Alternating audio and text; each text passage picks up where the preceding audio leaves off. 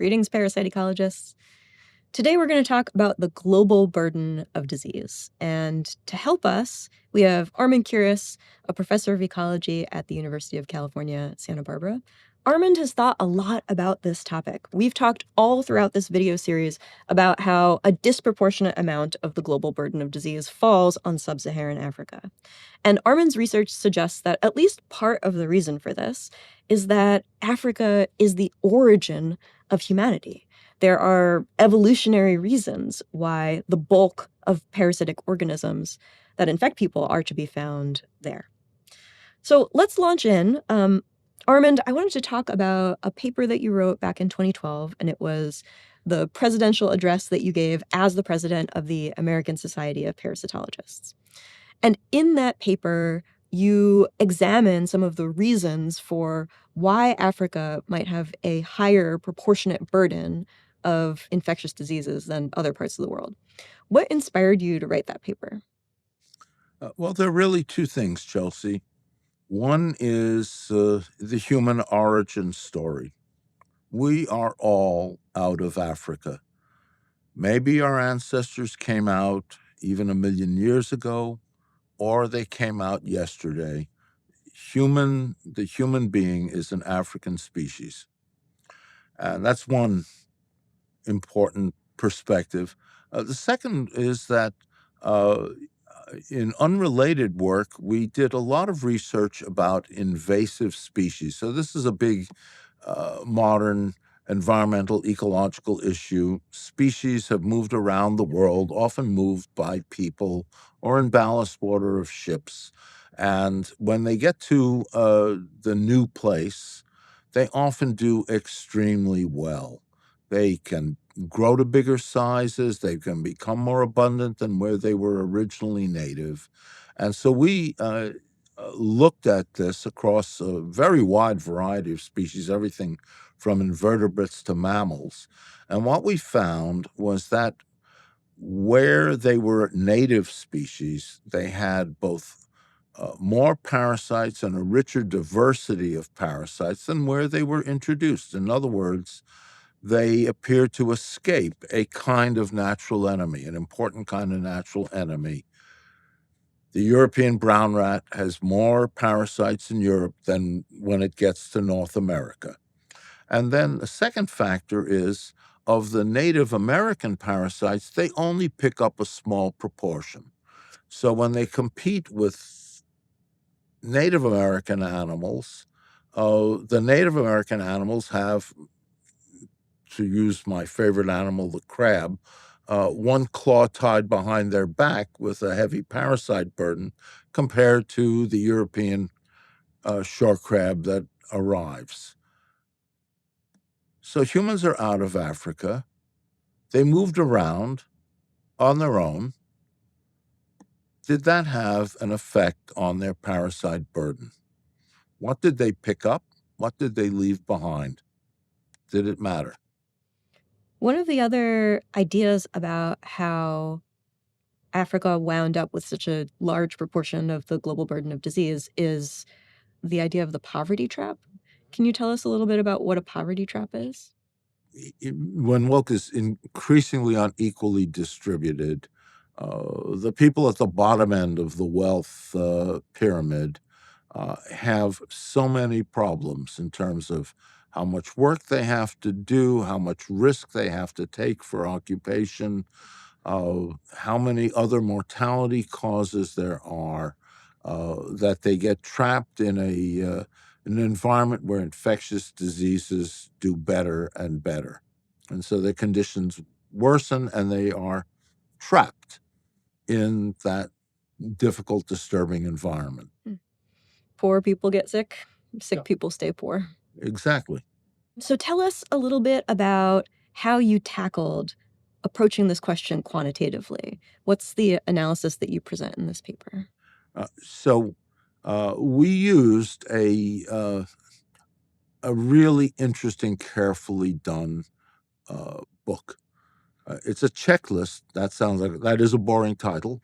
A checklist of human parasites, and it was quite comprehensive by Ashford and Crow, and they give information both on the geography of every human parasite from worms through the protozoans, and they give the geography, the relative abundance of it, and of course, for all these parasites, you can also make a determination about how pathogenic they are. Some of them are really quite benign, and others are killers.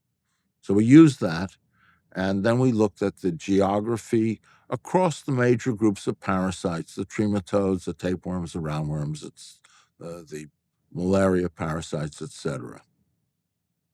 And how did you slice and dice those categories? What were the questions that you were interested in tackling? First, geography. So we basically broke the world down into Africa, Eurasia, Europe and Asia together, and the Americas. And what we found was that Africa had a greater diversity of human parasites, and many of them, in terms of their pathogenicity for people, were more severe than elsewhere. When we left Africa, we left some of those African parasites behind. These were parasites that had evolved with us.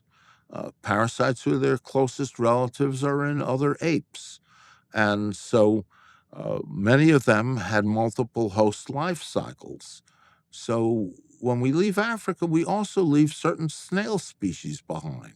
The life cycle is broken as soon as you go away from the place where those snails live. That's the blood flukes, a major human group of parasitic diseases, are left behind if we leave particular snails behind.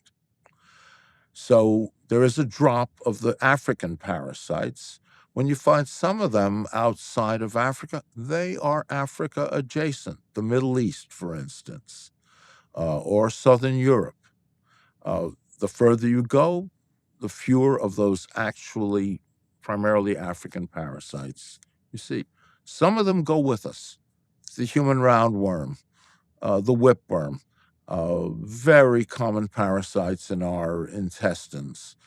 We carry them with us. We're the only host, and they travel quite well. When we get to Eurasia, and particularly the Asian part of Eurasia, well, human abundance takes off. We have left parasites behind. Many of them, we are probably on average healthier. And we are also encountering a wide variety of other things. So it turns out when you get to Asia, if you just look at the total number of parasites, actually our parasite burden by total number of species increases. We have next to none of them are important in terms of their abundance in humans.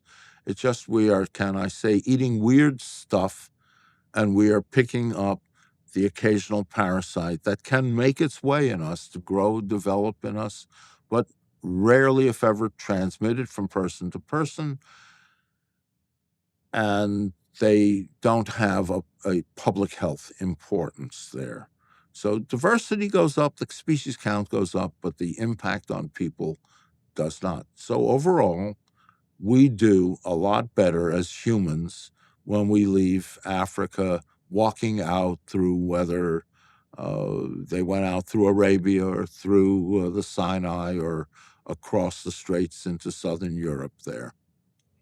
So as we were making those migrations, those initial migrations out of Africa and into other parts of the world, what you're saying is that complex life cycle parasites, parasites that have more than one host species in their life cycle, were likelier to be left behind in Africa because those parasites would have had to find suitable intermediate hosts in the new habitats, and there's a chance that that's going to happen, but it's Hardly less ever. likely. Okay. Yeah, rarely. And the things that travel, that you, as you say, travel well, are the directly transmitted parasites that are passed from one human to the next human, like the Or roundworms. through the soil. Yeah, right. Yeah.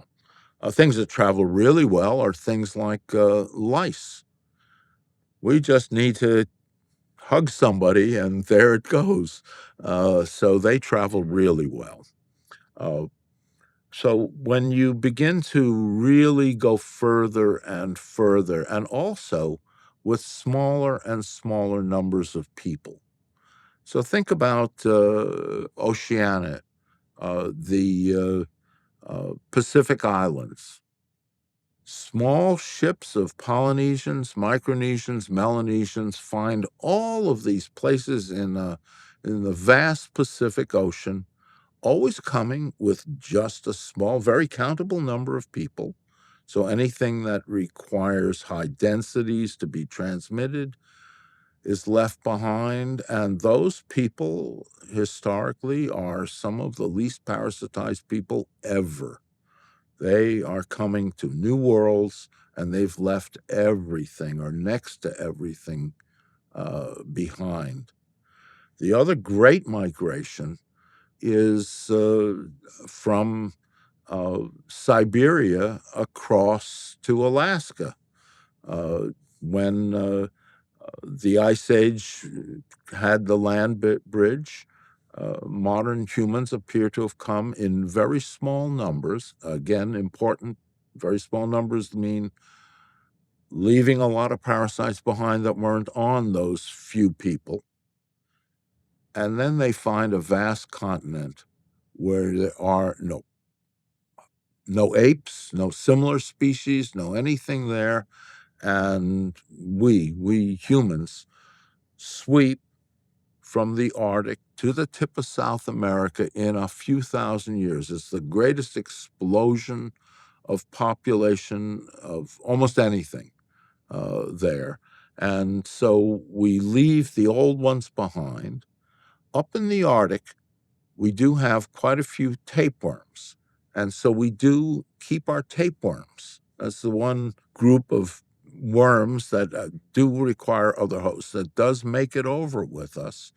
We do keep some of those intestinal worms, whipworms, and the human roundworm, Ascaris, and pinworm, a few things like that are kept with us there. And then in the New World, where everything is strange for us humans, we acquire very few diseases, the most serious being Leishmania, New World sleeping sickness. And there, to add a very important term, these are zoonotic diseases, basically an animal disease that can be transmitted to humans. And in those cases, actually potentially even from human through vector to another human. So those are the bad ones we pick up. And the people in the New World were probably pre-European contact, like the Pacific Islanders, the healthiest people. And this small population effect that you describe is sometimes called a founder effect. Mm-hmm. Can you go into a little bit more depth about why is it that a small population is unparasitized or lightly parasitized? Yes. Transmission of parasites is a numbers game. And the lower the density, the smaller the numbers, the harder it is for something to ping from one host to another host. And so the founder effects have also genetic implications, but basically you have a really good chance of losing some of those little pinging parasites that need higher host density to be transmitted. There's a concept in epidemiological theory called the threshold theorem. It's not even a hypothesis, or it's a theorem. Mm-hmm. And that is to say, there is, for any kind of infectious agent, whether it be a parasite or a virus, there is some host density that is so low that on average, one infection does not replace itself in the next generation. And so that the founder effect is quite important. Well, there's also a sampling effect that's part of the founder effect, yeah? That if you've got a whole population of humans, for example, with a full complement of parasite species, and then you sample a subset of those humans, they probably won't contain the full complement of parasites because they've just been a small subset of the total population. Mm-hmm. Can you say a little bit more about that as well? Oh, well, I think you pretty much said the key thing there is that, yes, in addition to the transmission issue, fewer arrived. And both of those work together. And I would say another thing that's worth thinking a bit more about is founder effects also have reduced genetic variation. Mm-hmm. So yes, you're losing your parasites, but the new population having much lower genetic diversity is kind of a little bit more like a petri dish, a culture plate for something that may come later. Say more about that. Well, then those Europeans came to the New World, bringing a fair few of European and then also African diseases into what turns out to be a genetically more homogeneous population. I am talking about all of the Native American populations from North America to the tip of South America had less variation than did the Europeans and Africans. And by the way, in terms of genetic diversity, African populations are more genetically diverse than our European or Asian populations. That's where we are genetically richest in terms of diversity. So the scene was set for some bad news. So you've explained how as humans migrated out of Africa, there were a couple of things machinating against the movement of parasites with them. There were founder effects that include this subsampling of the original population and the fact that there's only small bands that are making these forays, and those bands might not have sufficient host density to allow parasites to transmit. And you've also talked about how the intermediate hosts of some of those parasites might not be available, or even the environmental conditions that make it possible for directly transmitted stages to survive outside of the human body, as you might expect for like a hookworm. But there are examples where parasites have really effectively made it out of Africa to other parts of the world, and many of those examples nest within the history of the trade in enslaved people, particularly the transatlantic trade. Can you say a little bit about how the transatlantic trade in enslaved people resulted in movement of parasites? Well, Europeans, primarily English, French, Spanish, Portuguese, Dutch, uh, began to take control of parts of the New World, and they brought many enslaved people, mostly Africans, to do the work. That probably had several components. The Europeans themselves are bringing some of these parasites. Malaria, I mean, the most famous place for early malaria research was Italy, not Africa. And so they bring some major diseases themselves, and they bring African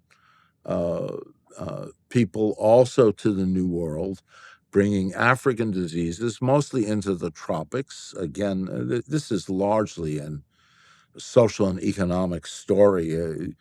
It's about sugarcane, which is a tropical plant there. That's it's about making rum. That is the big money maker there. So they bring in the enslaved people. They bring them over with their own infectious diseases. The enslaved people, both as a workforce and just as healthy people, genetically able to deal with these diseases, are part of the replacement with the Europeans of the Native American people who are exposed to these novel parasites with far fewer genetic defenses and all the other very serious things that the Europeans are bringing in there. Their numbers decline. African descendants are even more numerous, and these diseases then flourish. Some of them with some very interesting little side notes. A not much talked about story was in Charleston, South Carolina. There was a little pocket for more than 100 years of elephantiasis, the filarial worm. That's not a European parasite. That's an African parasite. And Charleston was a famous port for bringing enslaved people in. And they could have brought the mosquito in at the same time.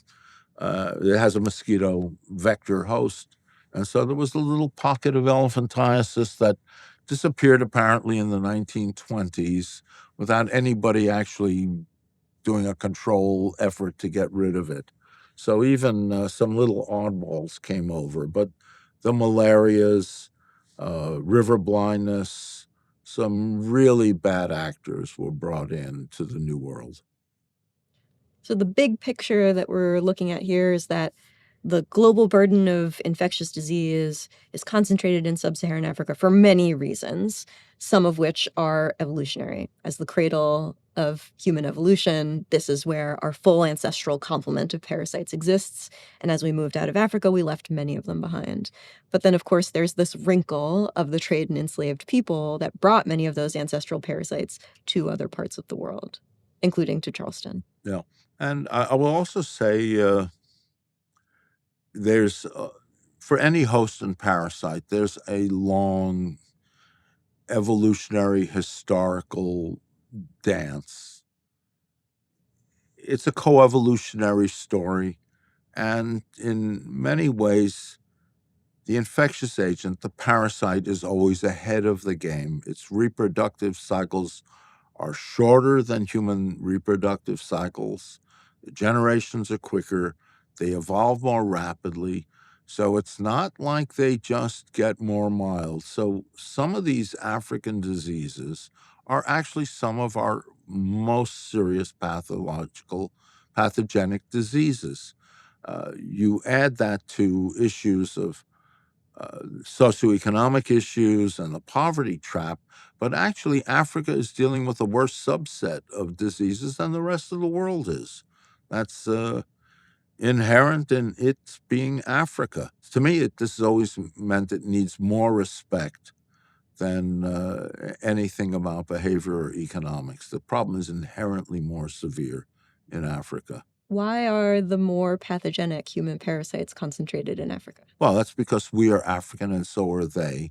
And they've had a longer run of effective transmission. And for many diseases, over time, they don't get less virulent. They can get more virulent because they're converting human tissue into parasite eggs, our blood into parasite eggs. So the argument is that they've spent more time with us and they know us better, and therefore they know better how to exploit us. Yeah.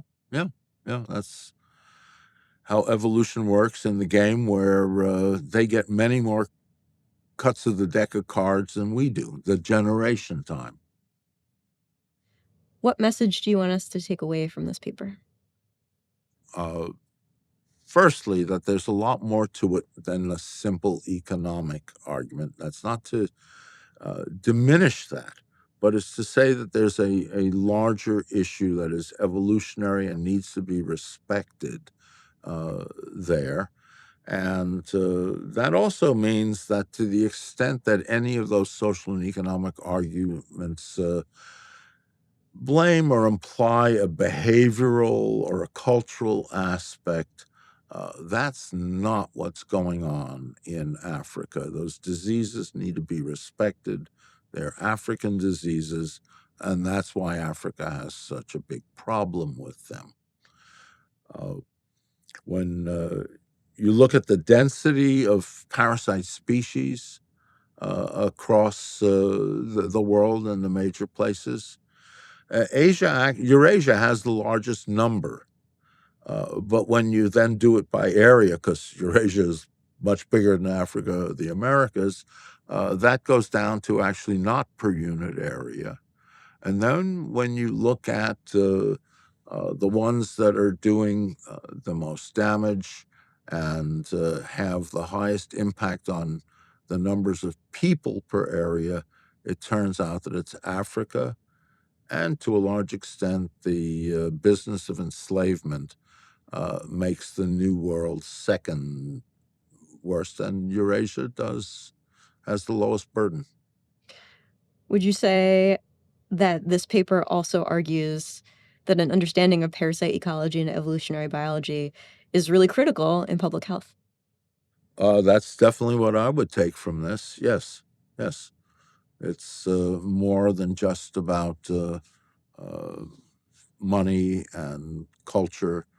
There is a real need to address this that is historic, in that sense, evolutionary. That's great. Armand, thank you so much for joining us. You're very welcome, Chelsea. It's a pleasure to talk about this with you. All right, and I'll see you in the next video.